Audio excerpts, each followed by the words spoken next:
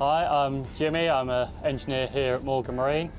We just arrived at Burnham, been dropped off by Esther, and we're on Lunacy, an NC37. It's about an hour's journey back.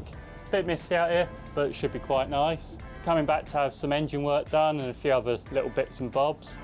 We do a lot of off-site work, so we go Burnham, like today. We go to Bradwell, Tollsbury, a few other local marinas, and as far as Kent and the South Coast. And we do pretty much anything you can imagine engineering-wise.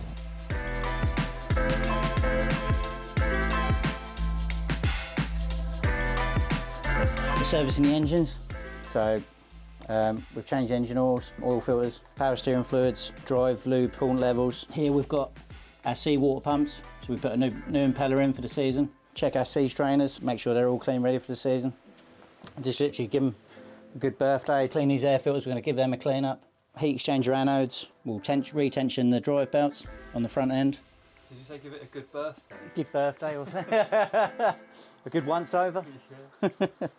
Oh, and the fuel filter, yeah, new fuel filter element on here. Nice bit of kit. Nice, you can get to everything. So after this, full depth clean, doing drive oils and new anodes on the hull and the drive units. Check them, make sure there's nothing behind the prop seals, behind the props.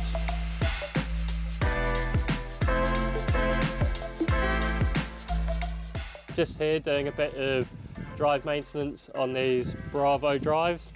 Yeah, just changing the anodes that have worn away over the season, draining and refilling the drive oils and refilling them, and filling them back up to the lube tanks on board, as well as sort of inspecting the bellows inside here, and they're all good for another season.